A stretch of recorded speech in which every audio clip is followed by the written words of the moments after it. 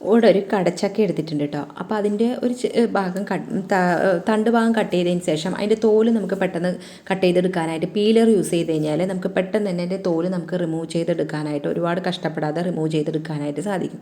എന്നിട്ട് അതിനെ നമ്മൾ നീളത്തിലരിഞ്ഞ് വളരെ കുഞ്ഞു പീസായിട്ട് ഇതുപോലെ ഒന്ന് കട്ട് ചെയ്തെടുക്കുക കേട്ടോ. എന്നിട്ട് നമ്മളൊരു പാൻ അടുപ്പത്തേക്ക് വെച്ച് അതിലേക്ക് വെളിച്ചെണ്ണ ഒഴിച്ചു കൊടുക്കുക, കുറച്ച് ഉലുവ ഇടുക. അത് പൊട്ടി വരുമ്പോൾ ഒരു മീഡിയം സൈസുള്ള സവോളയും അതുപോലെ തന്നെ ഒരു 4 പച്ചമുളകും ഒരു 2 തക്കാളിയും കൂടി ഇട്ട് വഴറ്റുക. അതിൻ്റെ കൂടെ മല്ലിയിലയും പുതിനയും കൂടി ചേർക്കുക കേട്ടോ. എന്നിട്ട് നമ്മൾ ഈ ഒരു വേവിച്ച് വെച്ചിരിക്കുന്ന നമ്മൾ മുറിച്ച് വെച്ചിരിക്കുന്ന കടച്ചക്കയും കൂടി നമ്മൾ അതിലേക്ക് ഇട്ട് നന്നായി ഇളക്കി കൊടുക്കുക.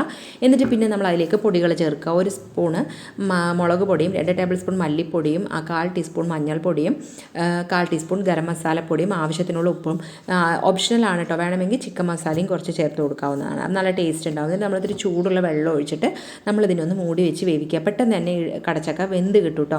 അപ്പോൾ ഈ കടച്ചക്ക നല്ലോണം ഒന്ന് വെന്ത് കഴിഞ്ഞാൽ പിന്നെ നമ്മളതിന് തേങ്ങയും കൂടെ ഒരു അരമുറി തേങ്ങയും കൂടെ ഒന്ന് അരച്ചെടുത്തിലേക്ക് ഒഴിക്കുക. അരമുറിയിൽ നിന്നും താഴെയായിട്ടാണ് തേങ്ങ എടുത്തിരിക്കുന്നത് കേട്ടോ.